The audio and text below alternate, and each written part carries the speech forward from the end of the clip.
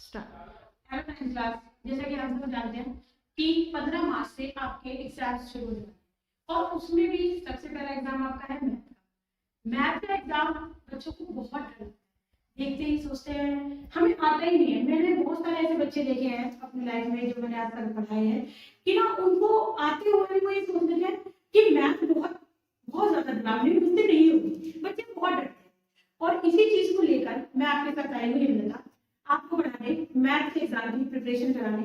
मैं जानती हूँ टाइम बहुत कम है और सिलेबस बहुत सारा है, तो इसलिए मैं आपको कुछ ऐसे टिप्स या ऐसे तरीके बताऊंगी जिससे आप अपने एग्जाम में कंफर्टेबल फील करेंगे। देखो बच्चों, आप जितना टाइम बचा है उसमें हम होल सिलेबस बहुत अच्छे से रिवाइज करें ये पॉसिबल नहीं है। हाँ, जिन बच्चों ने बहुत अच्छे से पढ़ रखा है उनके लिए एक अच्छा रिवीजन यहाँ पर मिलेगा आपको, और साथ में जिन्होंने अभी तक जिन्हें लग रहा है कि शायद हमें बहुत डर है या जिनकी फर्स्ट टर्म में बैक थी, जिन्हें लग रहा था मेरे मार्क्स कम है मैं पास नहीं हो पाऊंगा, तो आप कम से कम मेरे साथ लगे रहिए इस वीडियो में और आप अच्छे से देखिए तो आपको लगेगा कि आप शायद अच्छा कर पाएंगे।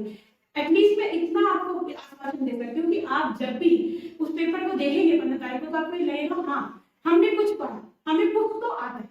और जैसे मैं ये जानती हूँ कि मेरे 9th क्लास के बच्चों के साथ मैंने बहुत से 9th क्लास बच्चे देखे जिनका ना मेरे को ये पता है कि उनको छोटी छोटी प्रॉब्लम्स है, उन्हें क्वेश्चन पता है पर उन्हें क्वेश्चन पढ़ के ही नहीं समझ में आता। सबसे बड़ी प्रॉब्लम मैंने देखी है बच्चों के साथ कि उनके साथ ये भी प्रॉब्लम आती है कि दीदी, वो मुझे आके कहते हैं दीदी मुझे आता था पर मुझे पढ़ के समझ में नहीं आया, मैम मैंने ये करा पर मैं ये भी करी आया, एक्स्ट्रा करी आया। कई बच्चे ऐसे होते हैं जो एक्स्ट्रा करी आया, तो ऐसे बहुत सारी गलतियां करते हैं बच्चे छोटी छोटी। कई बच्चे मेरा ऊपर से ठीक होता आ रहा था पर नीचे आके क्वेश्चन गलत हो गया, मेरी कैलकुलेशन गलत हो गई, वो उसकी बहुत सारी वजह होती है। कई वजह तो देखो आप सब जानते हो कि मैथ्स में प्रैक्टिस की बहुत जरूरत होती है और वो तो आपको ही करनी पड़ेगी, उसमें हम कुछ नहीं कर सकते। कोई भी टीचर आपको सिखा सकता है पर प्रैक्टिस आपको करनी पड़ेगी। बट हाँ, मैं आपको कुछ ऐसे क्वेश्चंस कराऊंगी जिससे आप एग्जाम में कंफर्टेबल फील करें। ये आज मेरी फर्स्ट वीडियो है 9th क्लास को लेकर और मैं आपको आज सिलेबस से रूबरू कराते हैं क्योंकि सबसे पहले हमें पता होना चाहिए हमें पढ़ना है। तो ये हमारा सिलेबस है 9th क्लास का। बेटा इसमें ना देखो, आप खुद देखो, आपको दिख रहा होगा सिलेबस, नंबर सिस्टम, अलजेब्रा आपका 20 marks, coordinate geometry 4 marks, geometry 27 marks, mathematics 30 marks, stats and probability 6 marks. आप बच्चों को समझ में नहीं आता, नंबर सिस्टम पढ़े, कोऑर्डिनेशन पढ़े, ये पढ़े वो पढ़े, तो देखो आपके पास जो सिलेबस है ना उसके साथ ही आपको मैंने यहाँ पर सामने ना ये कुछ मार्क्स डाले हुए हैं। ये मार्क्स नहीं है, ये चैप्टर्स है।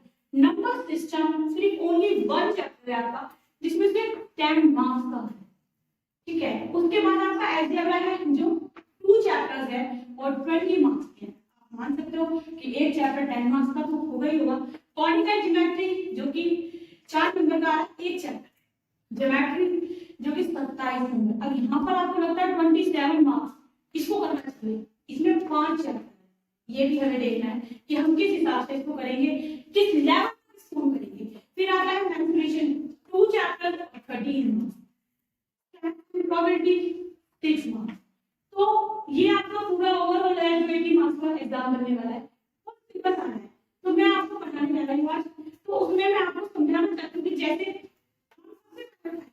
चैप्टर नंबर 1 मैं ये आपको बता दूं कि मेरी चैप्टर इसलिए नहीं उठा रही कि शुरुआत में ही है, फर्स्ट चैप्टर है, मैं तो इसलिए उठा रही हूँ क्योंकि इसके मार्क्स 10 है और वो भी सिर्फ एक चैप्टर में। एक चैप्टर करके 10 मार्क्स अच्छे से कर पाऊँ। मान लो मैंने 10 नहीं भी लिए तो मैंने लिए तो मेरे लिए बहुत बड़ी बात है। तो मैं आपको सबसे पहले बताऊंगी 10 मार्क्स जो कि होगा हमारा नंबर सिस्टम का।